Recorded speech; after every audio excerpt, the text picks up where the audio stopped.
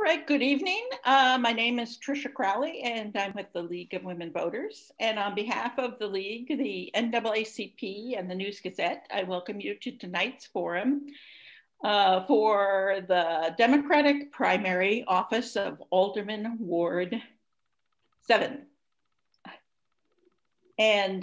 or 5. Which one is it? Sorry, 7. Okay, sorry, we had a little bit of mix-up earlier this evening. Because of the COVID-19 pandemic, we are unfortunately not presenting this forum in person. We've received many questions for these forums, and similar questions which have been submitted, I have grouped together to form a single question. And consequently, your question may not have be asked in precisely the way you submitted it. Due to limited time, we may not be able to get to all of the submitted questions, and there were a considerable number, particularly for this ward. After the forum, this video will be available on the League's YouTube channel and Facebook page, and it will also be broadcast on UPTV. The UPTV schedule is available on the City of Champaign website. We urge you also to visit votechampaign.org, which is a candidate's guide. It has additional information about the candidates for the primary, and the forums for all of the contested races are attached to their information. It's a nonpartisan candidate's guide. So I'll be the moderator, and the order for the candidates is alphabetical, and therefore Jared Miller will open and James Quisenberry will close. Each candidate will be given 2 minutes for an opening statement.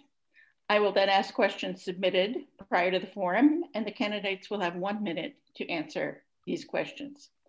At the end, each candidate will have 2 minutes for a closing statement.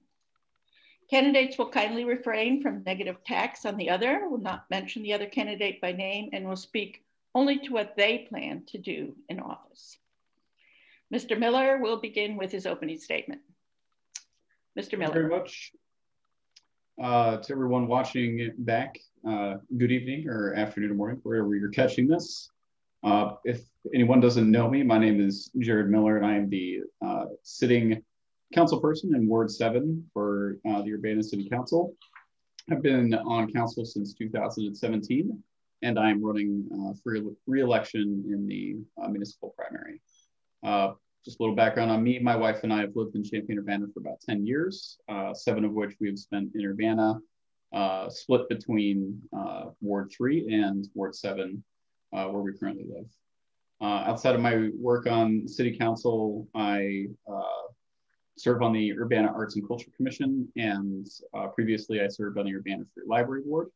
I've gotten to get around to a few different things and see how those also work in coordination with serving on City Council.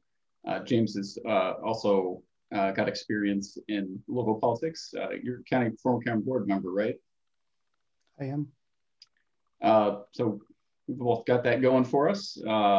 In my professional life, I manage 2 small businesses, and both of which I've somehow managed to keep alive through the economic downturn of COVID-19. And for people who don't know, you'll often hear me speak out about those issues on council when they involve small businesses, because I have a very unique perspective in bringing that to the table. So I'm running for re-election because I believe that Urbana needs strong voices that are unafraid to make bold calls for action in today's world. We're facing unprecedented, it's everybody's favorite word, challenges a lot of the time, and it takes strong leadership to be able to deal with those things, and I believe I can offer that. I'm getting the sign. I was at a stop on whether I could fit that last part in anyway, so thank you. Mr. Quisenberry. All right, good evening. I'm James Quisenberry. First, I'd like to thank the League of Women Voters for putting this forum on despite COVID-19.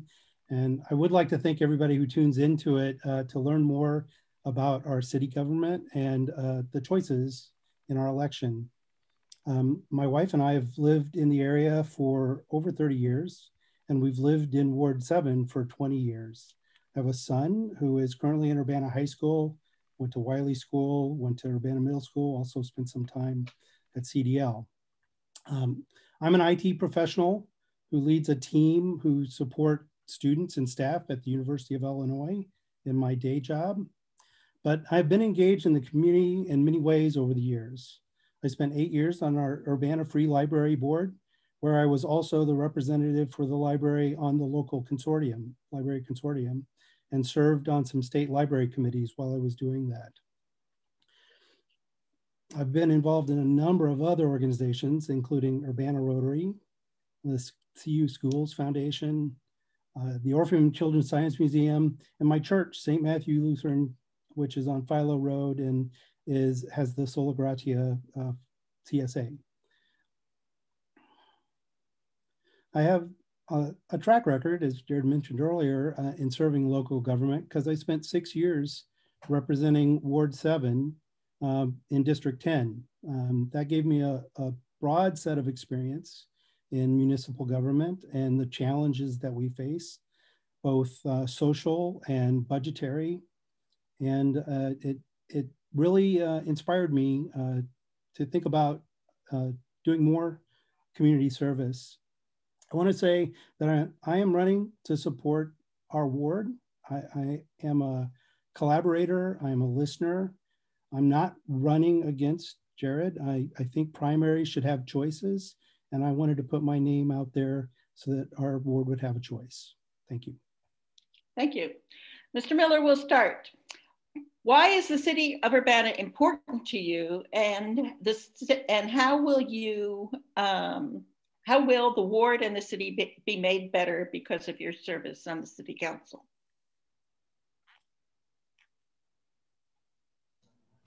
Guess I need to unmute. The city is important to me because my wife and I have laid down roots here, and our future in this town is very intertwined with where we're going. If Urbana was to become the sort of place that we didn't want to live, I think it would be difficult to find reasons to stay. But we have so many now that we love about Urbana, and in particular, we love living where we live in Ward 7. That we want to. It's important to me to keep fighting for those things and to keep seeing our community grow. To be the kind of place where we want to stay and live and grow with our friends and everyone else that we enjoy community with here. There's a lot that I could say about that. We only have 1 minute for these responses. Right. Okay. And that's a pretty open one. I'll go ahead and stop there because I feel like I'm running out of time already. So. Okay. Thank you, Mr. Miller. Mr. Quisenberry, why is the city of Urbana important to you, and how will the city as a whole and the ward be made better because of your service on the city council? Yeah, the city of Urbana is important to me because it's my adopted home. My wife and I came here, 30 years ago. We lived in campus town, essentially. We lived for a while in Champaign. We lived on the outskirts of Urbana in the county. And we said, the place we need to be longer term is Urbana. And that's why we moved into Urbana in 2000 and have stayed there since. My son was born here. My wife has spent her entire career as a first grade teacher at Wiley School here. It is us, and it is the place that I believe has great potential, great engagement, people who are involved in government and have thoughts about it. I love Urbana and I want to support it.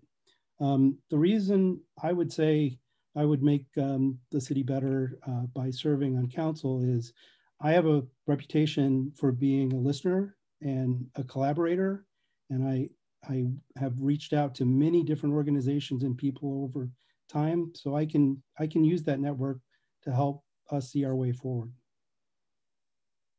Okay, thank you. Mr. Quisenberry, what are the unaddressed issues in Ward 7 and what are your priorities? Do you want me to go first this time? Yeah. So Ward 7 in particular has some issues. We have a neighborhood, the Silverwood neighborhood, which needs our support. It needs resources, and it needs people to listen to those residents and help them where they're at. We do have some, I would say we have some infrastructure challenges, maybe not more than any other place in Urbana, but we have to pay attention to that. Our roads, our sidewalks, our sewers are important to have function for our residents, to have good services. As Ward 7, we have an economic area on the Philo Road corridor that has made progress over time, but does need some attention. I think those are the things that are on the top of my list for Ward 7. Thank you. Mr. Miller, I'll repeat the question. What are the unaddressed issues in Ward 7, and what are your priorities for the ward? Well, as James mentioned, and anybody who is familiar with our ward knows that we have struggled with crime in certain areas of our ward, and additionally, we have struggled to build economic development in one part of our ward. Certainly spent time on my council trying to address both issues. One of which, the Philo Business District, in our internal conversations about council and city goals, worked hard to make sure that the promotion of the Philo Business District made it onto our 6 top goals. And it's led to some good things, but there's a lot more that needs to be done, and attention that could be focused on there. I think a lot of the time the city has a pretty focused eye on downtown Urbana, and kind of throws to the side what we've got going on over in Southeast Urbana, and I'll continue to fight for those. Wow, that was a quick minute. Okay, Mr. Miller, what do you think will be your biggest challenge if you're elected? My biggest challenge is certainly the challenge that I'm working on right now, and that's trying to figure out how we resolve the issues of policing in Urbana, and what we're going to do with our police, how we're going to attend to calls for service, because there has been such a large call from our community to rethink how policing works. And if you look at the systems that are out there and knowledge, we struggle with the same things that police departments and communities do anywhere in this country. And it's taken a long time over the last year that I've spent working on the efforts that we've thus far been able to achieve, but that's going to be by far and away the hardest thing and the biggest thing that I'm fighting for, and one of the biggest reasons I want to stay on council. Thank you. Mr. Quisenberry, what will be your biggest challenge if you are elected? Yeah, that's a really big challenge that was just mentioned, and it would be something that I would be committed to addressing. But I'm going to say that the underlying challenge that's bigger than that is how we engage our community to work together on solving these problems, instead of in a constructive way and not in a destructive way. We have great resources in this community. We have brilliant people. We can work together on these things. We need to pick some targets for how we would like things to be, as opposed to how they are, and then start moving towards them, as opposed to incrementally adjusting. The incrementally adjusting is not getting us to where we want to be. Okay, thank you. Mr. Quisenberry, if the budget has to be cut due to reduced revenues, where do you think the cuts should fall? So, I've been paying attention to what goes on in Urbana, and I know that the council and Jared have worked very hard over the last several years cutting the budget because of challenges and structural deficit. So this is a really hard question. The only way that you can do that is have a strong strategy, a strong goal of where you're want to be and what your priorities and what your values are. And then you have to hold what you're doing up to that and say, what can we continue that supports this and what can we not continue? It's a very precarious place. I haven't given a specific answer, but we need the community and the council to decide what our priorities are. And then the things that aren't our priorities is where we stop spending money. Thank you. Mr. Miller, if the budget has to be cut due to reduced revenues, where do you think the cuts should fall? James is right. You know, we've faced a number of cuts already. And for anyone who is familiar with Urbana's situation, the last budget that we passed, well, I guess 2 budgets ago, we had to do the most drastic work that we did. And that was all in cuts that didn't involve service. They were didn't involve reducing the city services to residents. But right now we're either at the point of, well, we can either cut services or we can cut people. We participated in a voluntary separation program, which was, you know, fortunately successful. So we were able to reduce staffing costs at the city significantly to allow us to move forward. Our financial outlook in the last budget was better than it had been before. So I'm hoping we're not gonna have to face a drastic measure again in the FY22 budget. But if we are there, I'm really hoping that the city is going to engage in some sort of community-based effort to find out where people think it's important to do those, whether that's services or people. Thank you, Mr. Miller. Ward 7 is really 2 different micro-societies, middle-income, single-family homes, and lower socioeconomic apartment dwellers. How will you communicate with both of these different groups? Who do you want to answer that? Mr. Miller? I guess, yeah, You're switching off who's going first, yeah. Okay. So I received the same question from our South Urbana Neighborhood Association, some questions. We had the same thing, and you know, it's easy to rely on things that you're used to. It's easy to say, well, you know, my email is out there, and people who can use it will reach me that way. And I do get quite a good deal of correspondence through email and through my city email. I also have my personal cell number listed on the city website. And that has helped me connect with a number of our residents who don't use email as a formal type of communication, or, you know, wouldn't otherwise. So I've been able to engage via text and phone with folks who are in that community that doesn't necessarily find that to be the appropriate avenue for communication. But we've still got to build some bridges to allow our neighbors, especially in Silverwood, to figure out a way to get a voice in what happens and how the representative represents them. Thank you, Mr. Miller. Mr. Quisenberry, Ward 7 is really 2 different micro-societies, middle-income, single-family homes, and a lower socioeconomic level of apartment dwellers. How will you communicate with both these different groups? Well, first I'm going to say it's not just 2 micro communities. It's a spectrum of different experiences and economic abilities in Ward 7. And that's not probably different than any of the other wards in Urbana, but I'd say Ward 7 has the broad spectrum of different communities. One of the things I learned from my friend Charlie Smythe, who used to be on the city council, would be to get together in small groups. It's hard to do that in COVID-19.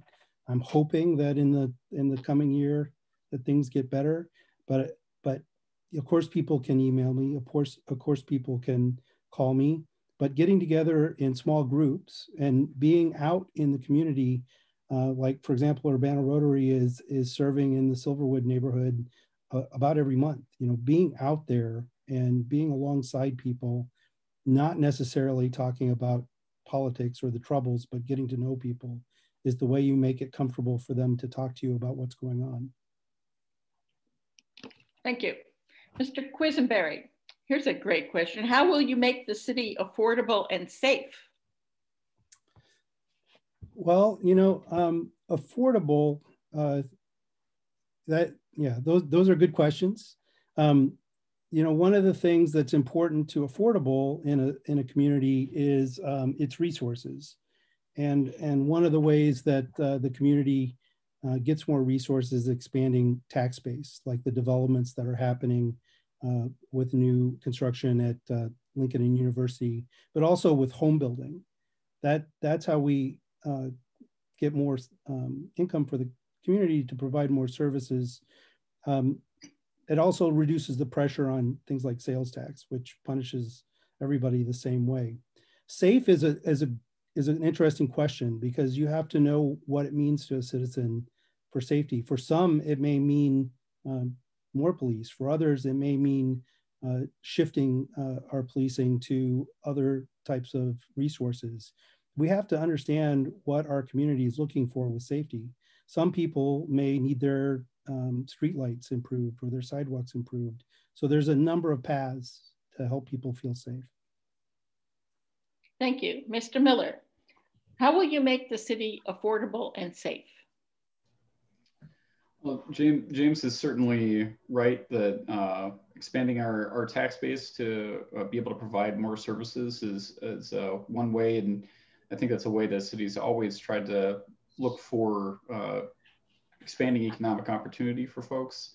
I've also know that the state of Illinois does not allow for rent control. And I know that affordability is often directed at renters who are facing ever rising costs without, you know, an ever rising quality to go along with them. And while we can't at a municipal level do anything because of state statute to do that, I've advocated with both of our state representative and our state senator to do something about the lack of the ability to engage in rent control as a municipality in the state of Illinois. Well, I think that's another, you know, thing that the city could, you know, pass resolutions on to say that they support that, to more vocalize the effort, or, you know, try and entertain collaborating with other cities as well, the city of Champaign, our neighbors in Danville, et cetera. Okay. Fast minutes. Thank you. How do you think Urbana should address issues of racial injustice, specifically citizen review of police complaints, school resource officers, and police misconduct? Well, I'm extremely excited to see what comes out of the current police reform omnibus bill that's currently up for debate in the state legislature, because there are so many state protections that keep us from really engaging in those issues in a real way in the municipality. There are arbitration issues and that get in the way of punishment. We're pretty much blindsided from being able to engage in real reforms. If those legislative efforts are successful, it will open up opportunities for us to allow our community to engage in accountability and transparency for our police department that have never existed before. And I've certainly been pushing for us to do what we can even before this legislation was proposed, and I'll continue to do so if it is passed. Okay, Mr. Quisenberry, what do you think Urbana should do to address issues of racial injustice, specifically citizen review of police, school resource officers, and police misconduct? All right, yeah, and a form of that bill did pass today, so it's up to Mr. Pritzker as to what part, whether it gets signed or not. You know, I think the path that has been taken to review our use of force and take input from the community on adjusting that from a policing standpoint is important. You know, one of the things, housing is of course an important item, and one of the things I can actually say that's good about Urbana as opposed to Champaign is we don't discriminate. We don't allow our landlords to discriminate on the basis of someone being formally incarcerated. And you know, those kinds of resources to help those individuals are important as well. One thing I mentioned earlier is this police stop, traffic stop thing. We need to pick a target to lower that to and choose things that move us towards it. There's no reason why being African-American in Urbana means you get pulled over more often. We have to find a way to fix that. Okay, and I have just about as many questions left as we've already covered, but we have gotten to the end of our time. So I'd like to start closing statements, and with 2 minutes, Mr. Miller, you are first. Thanks. Yeah, those minutes sure go by pretty quickly. I wish I would have been able to get a full response in there, but thanks again for inviting us to participate in this. It was very nice to spend the evening with you both. I just really want people to know that I'm not shy about speaking up when things need to be addressed in a and it's not a way I hope that ever gets presented as attack, because I'm not trying to attack. My my father was very difficult on me, and always made me question and ask tough questions of me when I was making decisions about my life. And I feel like the same thing needs to happen when you see a wrong happen. And I'm here to continue doing that and helping set us forward. And because without bold action, we're just, as James said, it's the incremental thing. We're going along like this instead of taking steps and really trying to become the kind of community people are calling on us to be. I mean, we certainly have the will and the power to be a leader in not only the state of Illinois, but around the country. The will is there. It's just, I think a lot of times folks are trepidatious about taking big steps, and I'm not one of them. I'm ready to take action, and I'm willing to put in the work to do so as well. Thank you, Mr. Quisenberry. Yeah, again, thanks for hosting this evening. Thanks for our timekeeper and our moderator. I've made a pattern of serving the public in whatever way I can find to do so. And I put myself out in this election knowing that I have a track record that people can go and look at, what I did on the county board, what I've done in community organizations. Many of the people either know me in Ward 7 or know my wife or know my son. So I think it's good that I'm a known quantity. People can look at what I've done and how I've gone about doing it, and they can say yes, whether James Quisenberry is the person they want to represent them in Ward 7. And I trust the public, and I trust our election system, and I wish Jared luck, and I look forward to the election. Thank you. And I'd like to remind our listeners that for many of these elections, the primary on February 23rd is going to be the election, because many candidates won't actually have an opponent in the general election. So be sure to vote on February 23rd or before. There will be early voting, there will be mail-in voting, and because there is a lower turnout for municipal elections, your polling place may be different. So check your polling place before you go to the polls. And thank you again to the League of Women Voters, to the NAACP and the News-Gazette for sponsoring this forum. And thanks especially to John von Behrens, who did all the arrangement, and the timekeeper. So thank you very much and good night.